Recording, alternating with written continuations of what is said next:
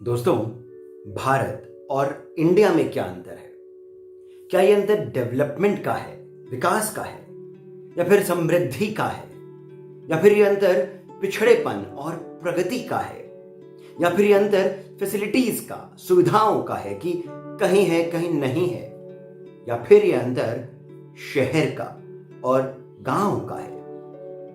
यदि आप ध्यान से देखेंगे तो पाएंगे कि ये अंतर संस्कृति का है, संस्कारों का है, इतिहास का है, धरोहर का है, ज्ञान का है, विज्ञान का है और सभ्यता का है। जहां एक ओर भारत के पास एक अद्भुत धरोहर है इतिहास की, पूंजी है, वेल्थ है ज्ञान की, गहरी मजबूत नींव है अस्तित्व की, प्रेजेंस की, आइडेंटिटी की, वहीं इंडिया अभी तक खुद को तलाशने में लगा हुआ है। नहीं, भारत उत्सवों का, त्योहारों का देश है। यहां हर रोज कोई ना कोई त्योहार अवश्य मन रहा होता है। मकर संक्रांति से लेकर श्री अयप्पा पूजा और फिर से संक्रांत, भारत में जीवन का चक्र उत्सव के साथ चलता रहता है। और वहीं मेट्रो शहर के ऑफिस में किसी कोने में बैठा यंग इंडिया का एक सिपाही यह सोचता रहता है कि कहीं दिवाली इस साल संडे को ना आ जाए। ऐसा नहीं है कि यह सिर्फ शहरों का ही हाल है। टियर 2, टियर 3 या फिर गांव में भी बैठा एक न्यू इंडिया का सिपाही यह सोचता रहता है इंस्टाग्राम पे बैठे हुए कि अब तो दिवाली खत्म हो गई, अब जलसा अगले साल होली पर ही होगा।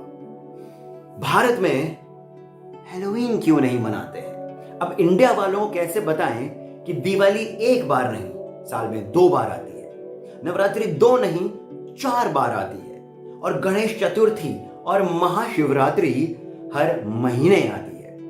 और हर साल में एक दिन, एक ऐसा अनोखा अद्भुत दिन आता है जहां महादेव शिव और भगवान श्री हरि विष्णु की पूजा एक साथ होती है। ऋषिकेश, काशी, उज्जैन जैसे शहरों में इन दोनों की एक साथ पूजा बड़ी धूमधाम से होती है।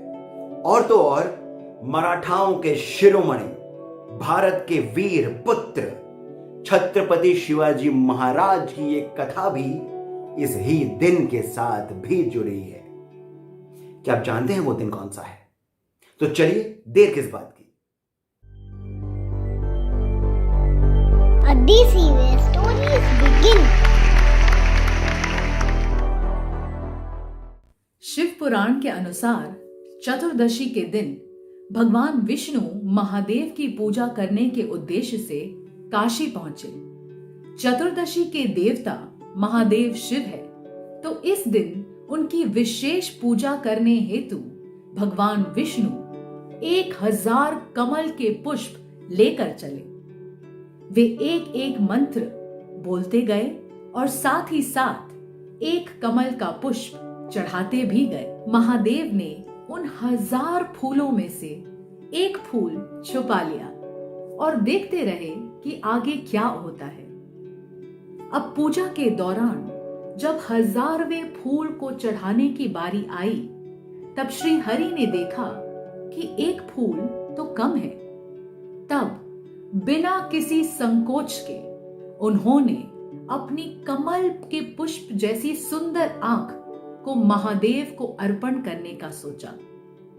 और जैसे ही वे ये करने जा रहे थे, तब उनकी भक्ति से प्रसन्न होकर महादेव स्वयं वहां आ पहुंचे और श्री हरि को गले से लगा लिया। उस दिन उन्होंने ये भी कहा कि कार्तिक के चतुर्दशी के दिन वैकुंठपति भगवान विष्णु की भी पूजा होगी और ये दिन वैकुंठ चतुर्दशी के रूप में मनाया जाएगा। ऐसा कह महादेव ने भगवान विष्णु को तुलसी और भगवान विष्णु ने महादेव को बिल्व पत्र भेंट किया। यही वो एकमात्र दिवस है जब हरि और हर दोनों को एक साथ पूजा जाता है। काशी विश्वनाथ के मंदिर में आज के दिन नारायण को विशेष स्थान दिया जाता है। दोस्तों, गर्ग संहिता में लिखा है कि चतुर्दशी का दिन उग्र होता है, यानी वातावरण में चंद्रमा के प्रभाव से उग्रता, उदासी, क्रोध अधिक होती है और चंद्रमा तो मन का कारक है। तो मन को शांत रखने के लिए चंद्रशेखर को, महादेव शिव को जल चढ़ाया जाता है। आध्यात्म और विज्ञान का कितना सुंदर मेल है ये। अब सुनते हैं वैकुंठ चतुर्दशी की छत्रपति शिवाजी से जुड़ी एक और कथा। शिवाजी छत्रपति बन चुके थे। उनका राज्याभिषेक, राज तिलक हो चुका था और रायगढ़ उनकी राजधानी। शिव उनके आराध्य थे और माता जीजाबाई के मन में एक विचार आया कि इस पावन अवसर पर वे भी कार्तिक के शुक्ल पक्ष की चतुर्दशी को भगवान विष्णु की ही तरह महादेव को 1000 कमल के पुष्प अर्पण करें। पर शिवाजी ने उन्हें ऐसा स्वयं करने से मना कर दिया, क्योंकि पुष्प थे 1000, वे खुद कैसे उनको चुनकर लेकर आते। तो शिवाजी ने कहा कि वे ये कार्य किसी और को सौंप देंगे। परंतु तब माता जीजाबाई ने एक बात और कही। उन्होंने कहा कि जो भी इन कमल पुष्पों को तोड़े वो इन्हें छुए नहीं, और उसके मन में इन फूलों को महादेव को अर्पण करना है, ये विचार भी नहीं आए। नहीं तो इस मन के भाव से पहले से ही वो फूल महादेव को अर्पण किए जा चुके होंगे। तो फिर माता जीजाबाई उन बासी फूलों को शिव को पुनः अर्पण नहीं करेंगे। अब शिवाजी थे दुविधा में। उन्होंने ये बात अपनी सभा में रखी। अब सभा भी चुप। तब उनके अंग रक्षकों में से एक विक्रम दलवी नाम का एक युवक सामने आया और उसने कहा कि वो ये कार्य कर सकता है। पर कैसे? ये जानने के लिए उस तालाब के आसपास जहां हजारों कमल के पुष्प थे और जहां विक्रम दलवी उन फूलों को बिना छुए तोड़ने वाले थे, भारी भीड़ जमा हो गई। छत्रपति शिवाजी महाराज और उनकी माता जीजाबाई भी वहां पर मौजूद थे। फिर वहां विक्रम दलवी पधारे। उनके एक हाथ में धनुष था और दूसरे हाथ में तीरों का तरकश। उन्होंने पहले तो तालाब के आसपास का अन्वेषण किया और फिर वे धरती पर छाती के बल लेट गए।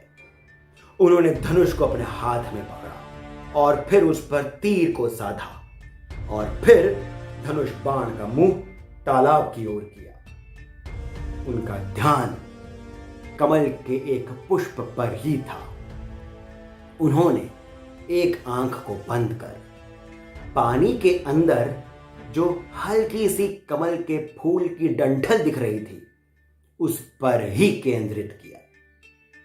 हर ओर सन्नाटा, खामोशी, एक अजीब सी उत्सुकता भरी शांति।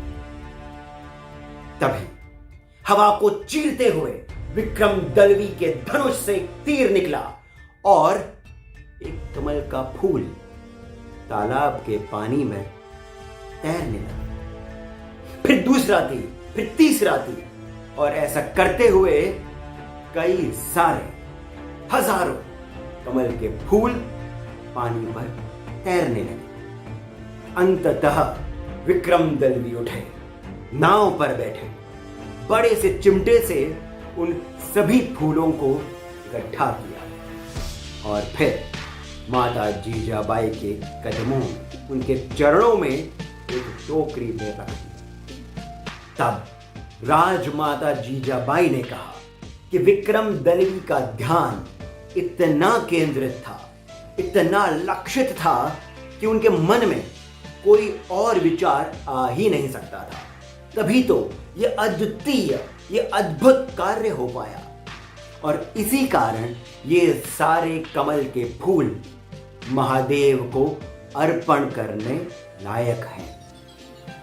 उस दिन पूरे मराठा साम्राज्य ने वैकुंठ चतुर्दशी का वो पावन उत्सव अति धूमधाम से मनाया। और आज भी महाराष्ट्र के कई जिलों में, कई गांवों में ये दिन उतने ही उत्साह के साथ, उतनी उमंग के साथ मनाया जाता है। दोस्तों, निष्ठा, धैर्य, भक्ति, मातृ प्रेम, इतिहास से सीखने की यही सारी बातें तो भारत की धरोहर है। और यही सारी बातें भारत और इंडिया के बीच का अंतर भी कम कर सकती है, नहीं? आशा करता हूं कि आपको आज की हमारी ये कथा अच्छी लगी होगी।